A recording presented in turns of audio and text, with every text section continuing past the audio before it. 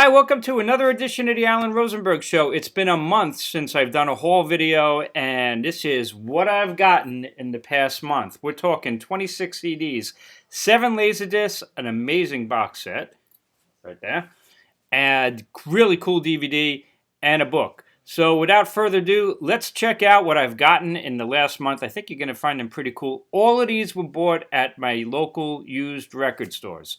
I live on Long Island. There's a bunch of them. And every week I'm out there, they know me, and I found some great stuff even today. So let's check it out. If you're new to my channel, or you're not new to my channel, but you haven't hit subscribe, please hit subscribe. Please hit like. Check out my other videos. Help support me to let my channel grow, because this way if people do searches, they'll find me, and nobody's finding me. So it would be greatly appreciated. All right, let's start with the music. I think most people are most interested in that. So what have I gotten from some of the used record stores? Well, this is kind of cool. I have not all, but a lot of Bob Seger albums, all the classics, the latter-day stuff. And every once in a while you find like a promo. And this is a thing called Essential Seger. And sometimes the promos are actually more fun, I find, than the official greatest hits best of albums. So this is kind of a cool one. This was a promo for when the Face the Promise album came out. And I never heard of this, never saw it. So Essential Seger, nice little one. This is kind of cool. You don't really find Brewer and Shipley too much on CD, and they were on Buddha Records. And you would know One Took Over the Line, Sweet Jesus, One Took Over the Line. Great song. But nice to find a little 12-song collection, 42 minutes on CD of the best of Brewer and Shipley. Growing up, I had a really great friend, still have a great friend, and he was a big fan of Bruce Cockburn, and I never had any Bruce Cockburn. He tried to turn me on to him many, many times. We'll see. I will give this a listen. I know a couple of his songs. I know If I Had a Rocket Launcher, that was a really big one. So we'll see. Hopefully I will like Bruce Cockburn. This is his singles collection, 79 to 2002. If not, it'll go away. I'm a big fan of Richard Lyndon Thompson, Fairport Convention. I don't have Richard Thompson, all of his albums, because there's just too many. He's kind of like Neil Young, too prolific to keep up. But I found this one for $1, so why not? And I know a bunch of the songs on it from compilation albums. So this is Richard Thompson, Amnesia.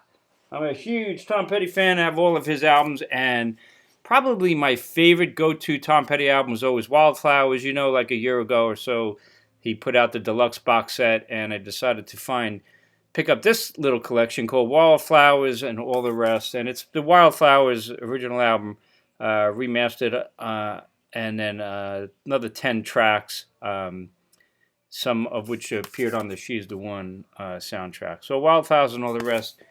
Nice collection that they put out. I'm a big fan of Rory Gallagher.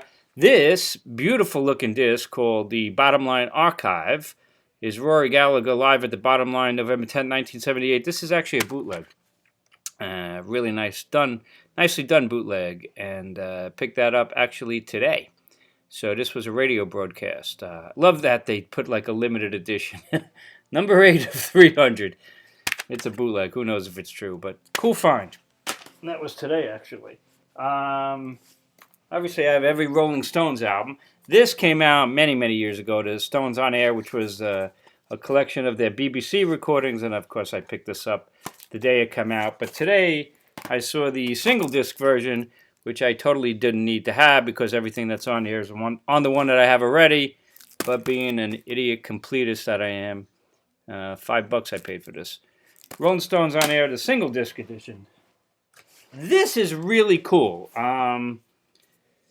I have every McCartney and Wings album except for McCartney 3, which I refused to pick up. That's a different story because he released 15 albums and it was a cheat. 15 different versions with each with a bonus track to force everybody to buy it. Really pissed me off, Paul. But I found this one, and this is the Amoeba gig, legendary show that he did at Amoeba in California. And I played this. Man, this is one killer live album. I got to tell you, I think it's the best live album he's done since Wings Over America. I could not believe how good this was. So, really great find, great band, great performance. Paul McCartney, Amoeba gig. Awesome. Big fan of Humble Pie. And there's no beating rockin' the Fillmore, but I found this today at my local record store. And this is a pretty famous recording. Back in the old days on the radio, I used to record on 8-track. A lot of the King Biscuit Flower Hour concerts, they were like an hour long, and a lot of them were really great. And this is one from Humble Pie. This is the latter-day Humble Pie, recorded live at the Winterland in San Francisco. And this was obviously after Peter Frampton, but lots of great stuff on here. 30 Days in the Hole, Roadrunner, latter day, Hot and Nasty, killer track. So Humble Pie still rocked for a couple of albums after Peter Frampton. And this is Humble Pie in concert from the King Biscuit Flower Hour. I showed this final, like on my last video, extended tracks on Southern One's Wet Willie. And I found this today on CD, remastered. This is Left Coast Live, a great live album for Wet Willie. And I'm really pumped because it's got some bonus tracks, as they usually stick on these things, that were not on the vinyl. So this is beautiful. I will be getting rid of the vinyl and keeping this deluxe Wet Willie live album. Great find. I found that today. I found this today, too. I am a big fan of Little Feat.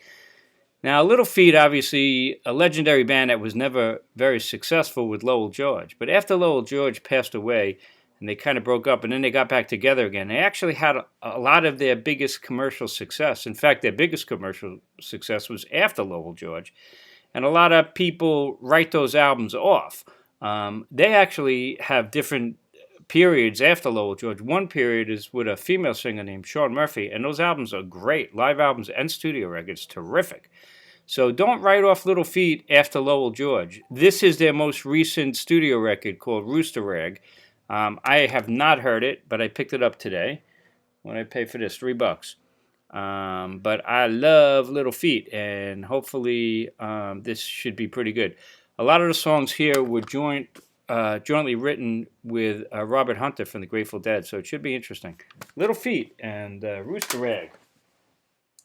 I love bootlegs. And I love U2, and lately somehow I keep finding U2 bootlegs, and this is a beautiful one called Zootopia, and this is a complete show from Dublin, and I listened to it already, and it's awesome, great recording. I think it's from a radio broadcast, and U2. I know some people hate them, but not me. I think they're amazing, and I think nice to have a mega band that always thought big and was never afraid to push the envelope. And to me, they're up there with the Stones, the Beatles, the Who, Led Zeppelin, U2. I mean, these big, monstrous bands that just put out great albums after great album. Anyway, this is a band that I only have one of their albums, and it's really interesting musically, and I found this for like $1, and this is Mogwai. And this will be my second Mogwai album. And this one is called Rock Action. And apparently this one's more song-oriented. So I'm really looking forward to checking this out. Interesting band for sure. Mogwai. Let's keep going. I have all the Runaway albums. Who the Runaways? Joan Jett, Sherry Curie. Well, you can see it right there. Lita Ford, Sandy West, Jackie Fox. This was the Go-Go's before the Go-Go's, but a little bit more punkish. And sometimes I tell my kids sometimes less is more. So I have all these Runaway albums, but sometimes it's just nice to have a single disc collection of a lot of their best stuff. So you probably know Cherry Bomb, I Love Playing with Fire, Joan Jett covered that one on her own. The Best of the Runaways, good little find. This was a good find. Little Steven and the Disciples of Soul. This was his solo record called Men Without Women. Big Springsteen fan, but I wasn't sure how much I was going to like this. Of course, he is instrumental in the success back in the day of Southside Johnny and the Asbury Jukes, writing a lot of their songs and producing them. This sounds like an excellent, excellent Southside Johnny album. It's just terrific. I think it's a great record. So, Men Without Women from Little Steven and the Disciple of Soul on a label called Razor Edge. Good find and a really good record. BDI, well, that's, who's this? This is the Gallagher. Which one is this one? This is Liam Gallagher, the singer of Oasis, and I'm a really big Oasis fan, and I like their solo stuff too, and this was a thing he did, BDI, and this was at a store called Book Off in the city. And looking forward to checking this out. This was not a big commercial success, and after BDI, he went solo and did a killer solo record, I thought. Another band that I'm not a huge fan of, but I have a couple of their really big records and double compilation, but that's Def Leppard, and I've always on the search for some of their earlier records. Cool band. I mean, you know, they were definitely the real deal. They were really young when they started out, and the real deal. And who doesn't love Bringing on the Heartbreak? What a classic song. So I figured I'd pick up this album High and Dry on CD and throw it into the collection. And this is a cool little box. This is Elvis Costello live in Los Angeles, San Francisco, Chicago, Boston, and New York, and just a really cool box. Elvis Costello and Neve, and this is five CDs, each from a different show, kind of like EPs. They're not the whole show, but these are like acoustic performances, and big fan of Elvis Costello, and I'm looking forward to checking this box out. That was a really cool find. Now, I have never, ever been a fan of Ted Nugent. I have no Ted Nugent albums, but when I was in a band and a drummer back in the day, we used to play two of his songs, and of course, Cat Scratch Fever is an awesome track. But I don't want to get into politics or anything. He's just not my kind of guy. But anyway, I found two collections of him.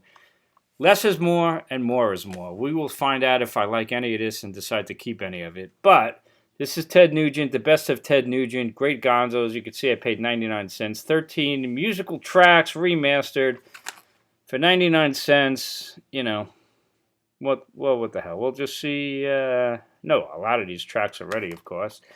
And then if I really like that, maybe I'll like this, which is the box, mini box, I guess, a 2 CD set, Ted Nugent Out of Control, deluxe 2 CD set, 34 songs, 140 minutes, and this covers his whole career, including Journey to the Center of Your Mind, which everybody loves, or most people love. That's from the Amboy Dukes, back before he was just Ted Nugent. So this should be interesting. We'll see. I try to keep an open mind, folks. You never know. If it's no good, I'll get rid of it. Speaking of which, behind me, right over here, I have a strange relationship with the band Queen. Okay? They kind of piss me off and annoy me.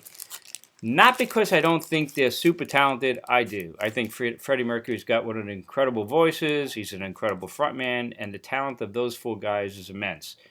And their success is great. Back in the 70s here in the United States, Queen was a big band.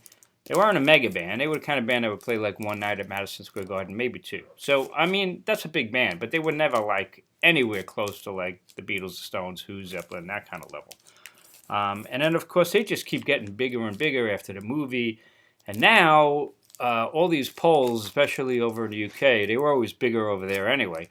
They're considered the best band of all time, which drives me crazy, because I don't care how good you think they are. They're not that good. Well, friends of mine tell me they are, and all I ever had was Queen's Greatest Hits and Greatest Hits 2, and I'm glad I have them. There's some great songs on there, but I have trouble getting through them. I mean, I could take Queen in little bits. So then I was at a store, and I was like, you know what? They had a 50% off on used CDs, and had these beautiful Queen CDs, and I bought the first Queen album, and I paid 50% of these prices. And these are beautiful packages. Here's News of the World.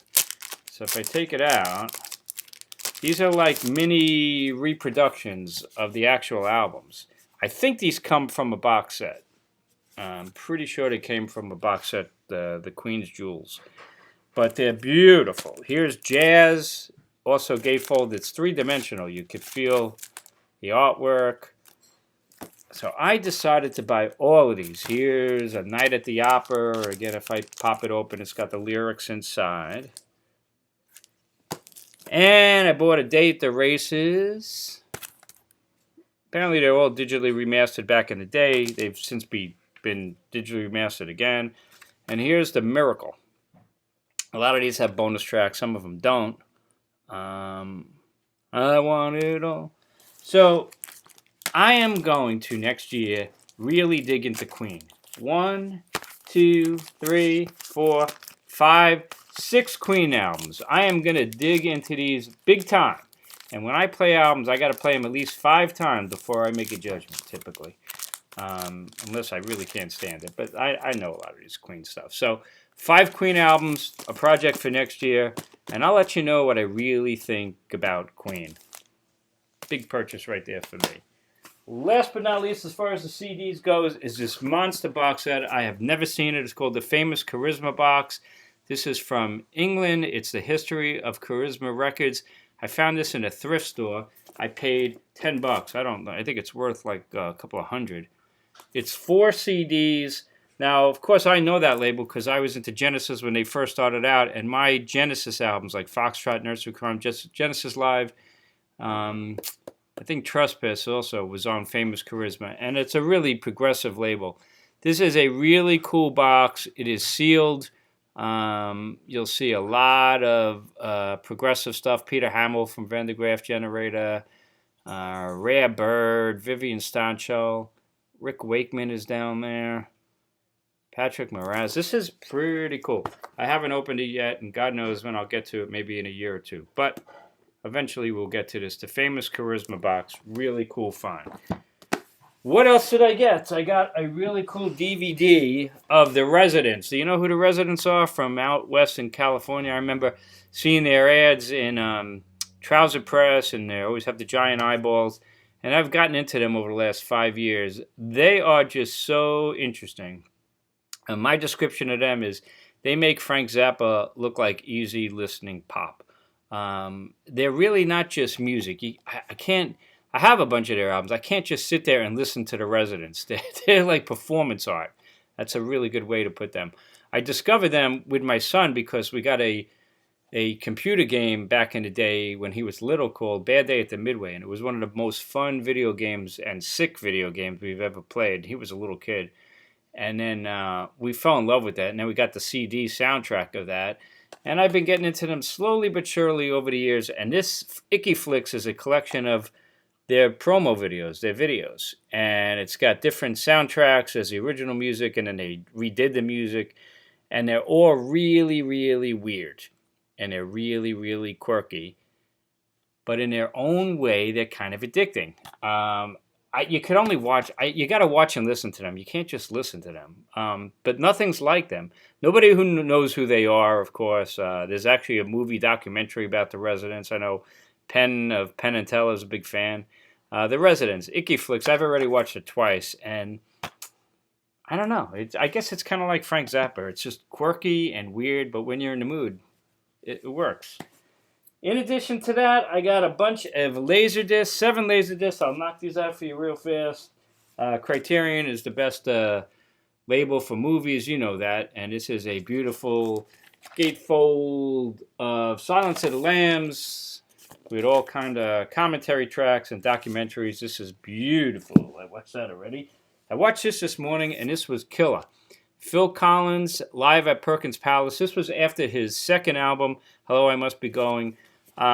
Listen, I'm a huge original fan of Genesis. I have nothing but the utmost respect for Phil Collins. He's one of the greatest drummers of all time.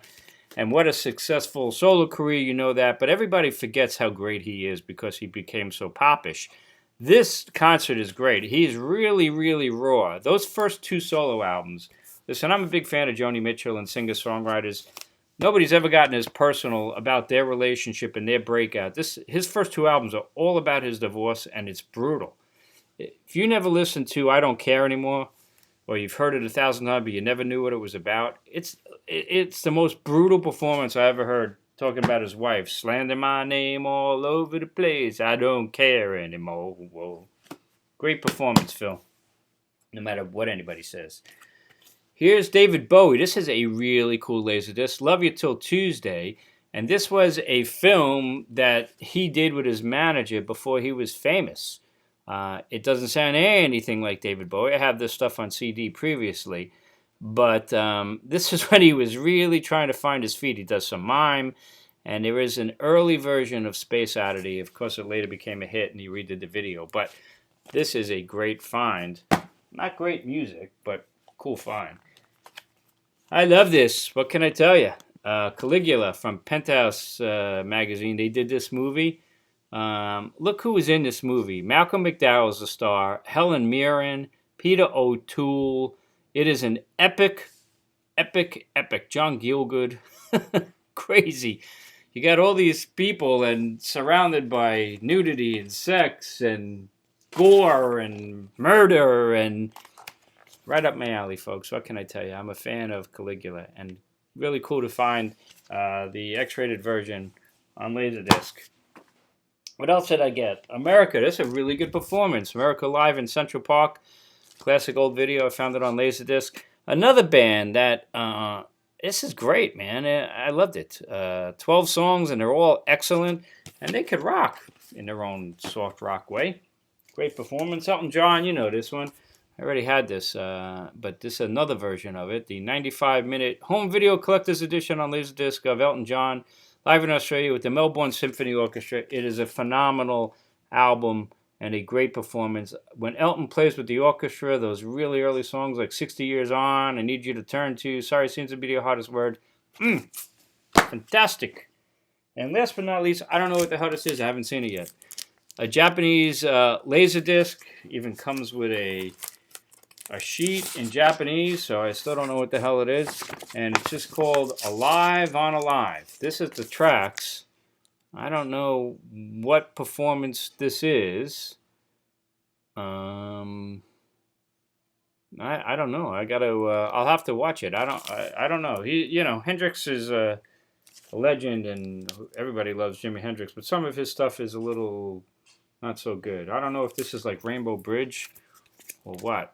But I'll find out. And last but not least, talking about YouTube bootleg, I found this really nice old book, Rattle and Hum, a book on the making of Rattle and Hum. Am I the only one in the world who thinks Rattle and Hum's actually a great album and actually a pretty damn good movie as well? I know U2's a band that's easy to hate because they take themselves so seriously, but personally, I don't mind. They're spectacular, and I actually think Rattle and Hum's a pretty damn good movie. So there you have it, 26 CDs, 7 Laserdiscs, 1 box set. That's really cool, this famous Charisma box, and a DVD and a book. And that is my haul video for the last month. Hope you enjoyed this. Check out my other videos, and most importantly, I hope you stay safe out there, stay healthy. It seems like everybody I know is getting sick again. Where I work, like half the people are out sick. So viruses, COVID, I don't know. Stay safe, stay healthy. Tune into my videos. Please hit like, please hit subscribe. Tell your friends. Help my channel to grow would be cool. I got my Wishbone Ash shirt on. One of the greatest unknown bands, cult bands of all time. Stones hat. Thanks for tuning in. I will see you next time on the Alan Rosenberg Show.